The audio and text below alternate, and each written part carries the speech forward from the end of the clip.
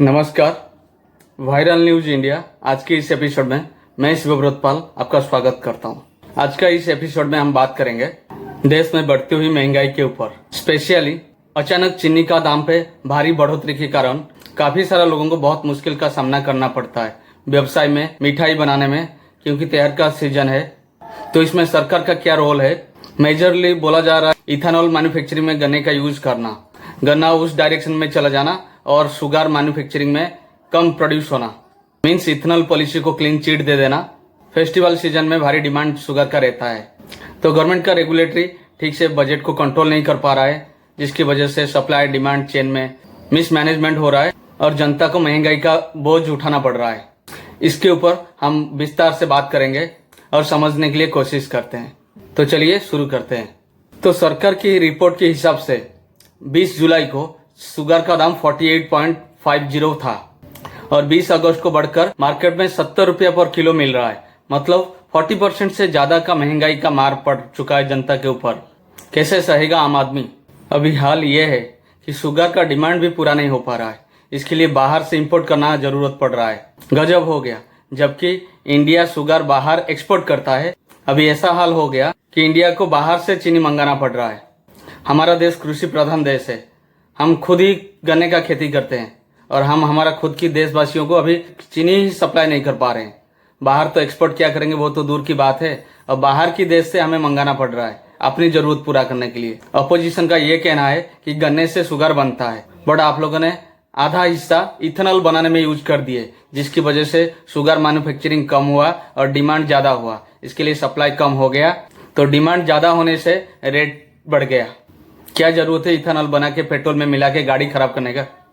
ये तो कोई काल्पनिक बात नहीं, ये तो सच्चाई है। इथेनॉल बनाने में गन्ने का यूज हुआ है। रिपोर्ट के हिसाब से 3 मिलियन टन गन्ना यूज हुआ है इथेनॉल मैन्युफैक्चरिंग से। ये बड़ा हिस्सा अगर हम शुगर मैन्युफैक्चरिंग में यूज करते तो आज हमें शुगर की कमी नहीं पड़ता और उसका रेट नहीं बढ़ता या जनता को मार नहीं पड़ता। आप आपका मनमानी करोगे, आप कुछ भी रिसर्च करोगे और जनता भुगतेगा।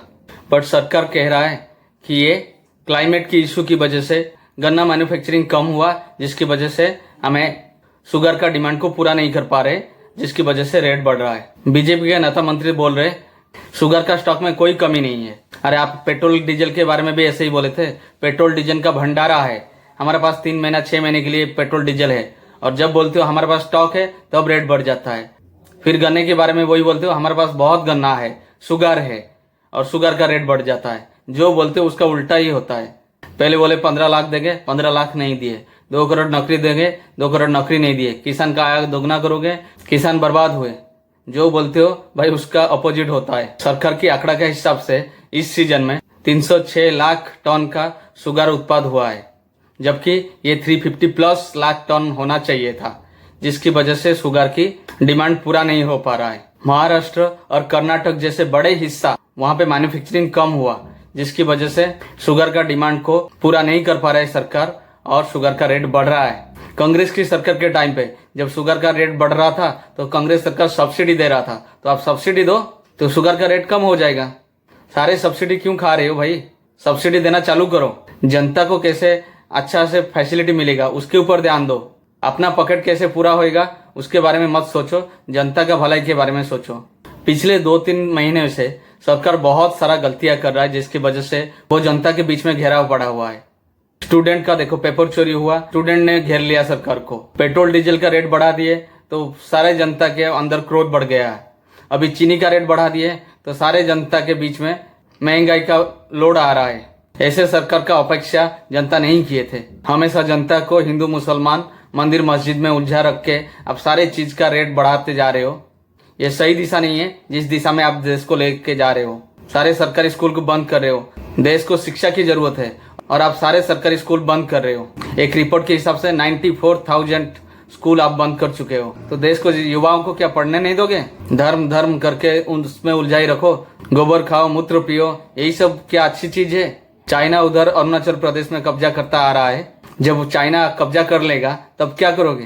क्या अपना वो जो बाबा लोग है वो लोग जाके मंत्र फूकेंगे, चाइना भाग जाएगा?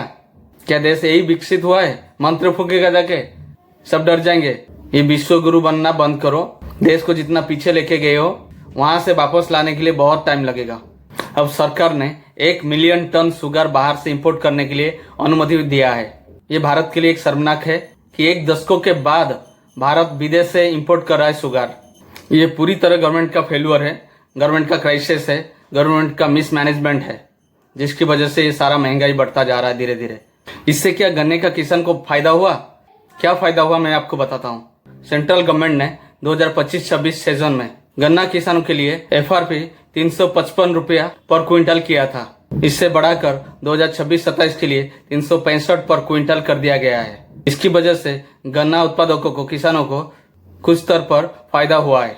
लेकिन सबसे बड़ा सवाल, चीनी महंगा होने से किसान को क्यों नहीं डायरेक्ट फायदा होता है? किसान को कितना फायदा होता है और बीच में जो डीलर्स है उनको क्या फायदा मिलता है? किसान, उसके बीच में आता है कम बड़े बड़े कंपनियां, मिडिल मैन, एजेंसीज, जो सारा फायदा उठाते हैं। किसान को ज्यादा फायदा नहीं मिलता है। ये बीच में जो डीलर्स मिल जाते हैं, कंपनी बड़े बड़े मिल जाते हैं, तो उनको सारा फायदा उठाते हैं। लास्ट में जनता को ही भारी दाम से चीनी खरीदना पड़ रहा है। किसान चीनी बनाता है, जनता खरीदता है, लेकिन बीच में ये जो लोग रहते हैं ये सारा फायदा खा लेते हैं। ये कम दाम से चीनी बेचता है और ये ज्यादा दाम से चीनी खरीदता है, लेकिन ये जो ज्यादा दाम से खरीदता है तो इसका फायदा इसको नहीं मिलता है। ये बीच में जो सर्कल है, ये मैनेजमेंट है, सरकार का जो सिस्टम है, ये लोग फायदा उठा लेते हैं। कम से कम ये जो किसान है इसको अगर फायदा मिलता तो हम अच्छा मानते। फर्टिलाइजर, डीजल, पेट्रोल, खाद, केमिकल्स, लेबर सब दाम बढ़ चुका है, तो किसान को क्या बचत होएगा? 2019 लोकसभा इलेक्शन के टाइम पे स्मृति ईरानी यूपी में जाके बोली थी कि कमल का बटन दबाओ और 13 रुपया पर किलो शक्कर उठाओ। क्या आपको 13 रुपये में कहीं शुगर मिला था? ये लोग खाली झूठ बोलते रहते हैं, बड़े बड़े फेंकते रहते हैं।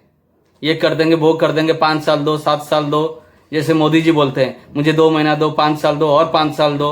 एंड में क्या मिलता है? निराशा। हम 13 रुपया में शुगर देंगे। ये जो बीजेपी की तरफ से झूठ बोला गया था कि हम 13 रुपया पर किलो शुगर देंगे, इसको 2024 में कांग्रेस ने जोरदार उठाया, जिसकी वजह से अमेठी से स्मृति ईरानी हार गई। झूठ बोलोगे, झूठ का अंत हार होता है। विपक्ष में मल्लिकार्जुन खड़गे और राहुल गांधी जोरदार इसका प्रतिवाद करते हुए बोले आपने जो इथेनॉल पॉलिसी बनाई हो, जिसकी वजह से ये शुगर की शॉर्टेज हो रहा है और उसका प्राइस बढ़ रहा है। शुगर की प्राइस से लोगों का कमर टूट रहा है और E20 से लोगों का गाड़ी टूट रहा है।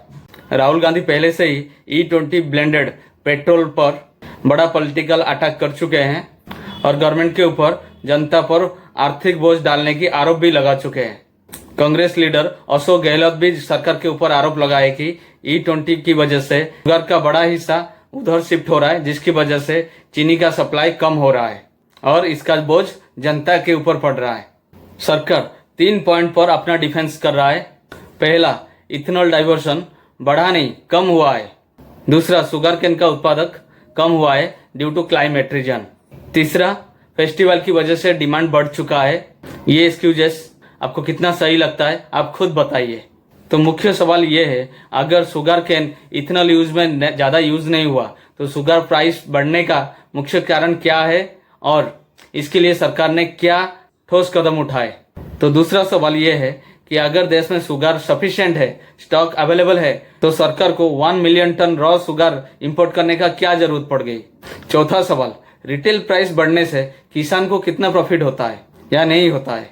और पांचवा सवाल, क्या इथेनॉल पॉलिसी लॉन्ग टर्म है? इसकी वजह से जो शुगर का प्राइस बढ़ रहा है, शुगर शॉर्टेज हो रहा है, तो सरकार क्या अल्टरनेटिव प्लान किया है? इस बार चीनी महंगा होने का प्रमुख कारण सप्लाई शॉक है।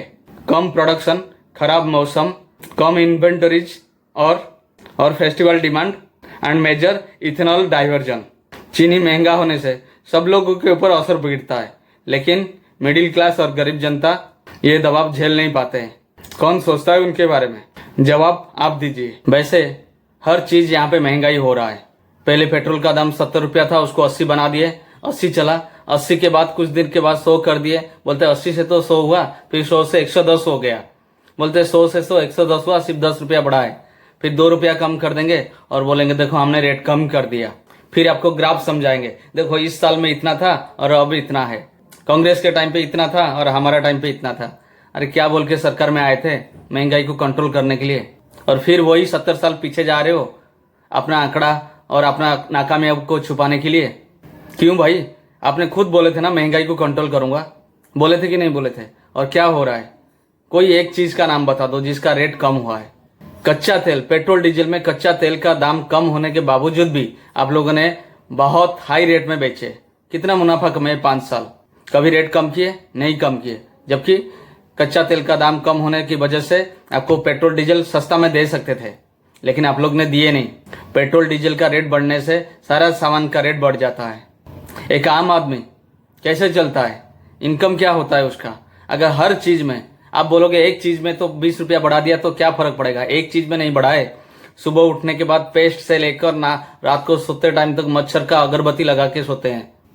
दिन में फैन चलाते हैं, साबुन से नहाते हैं, खाना खाते हैं, सारे चीज में आप रेट बढ़ा देते हो।